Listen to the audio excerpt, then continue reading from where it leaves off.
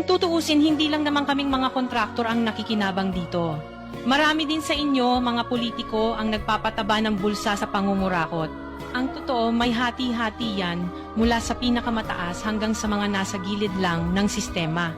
Huwag nyo kaming gawing panakipbutas kasi kung babalikan ang lahat ng transaksyon, makikita ninyong mas malaki pa ang napupunta sa inyo kaysa sa amin. Lahat tayo alam ang laro, pero pag nahuhuli, kami lang ang tinuturo at pinarurusahan. Kaya huwag ninyong ipakita sa publiko na malinis kayo dahil sa bawat proyekto may kapalit na porsyento para sa inyong mga opisina. Ang sistema mismo ang nagtutulak sa amin na sumunod. Kung hindi kami papayag, wala kaming makukuhang proyekto. Pero sa likod niyan, kayo rin ang pinakaunang nagdidikta kung magkano ang dapat itabi para sa inyo. Kaya kung talagang seryoso kayong mag-imbestiga, huwag lang kaming kontraktor ang sisihin. Tingnan ninyo rin ang mga pangalan na nakaupo ngayon sa mga komite, sa mga ahensya, at lalo na sa mismong mga nagpapalakad ng gobyerno.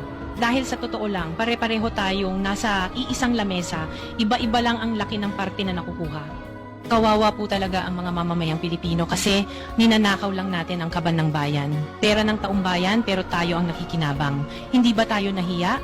Ang mga mahihirap mas lalong naghihirap. Kaya tama na ang pangungurakot natin.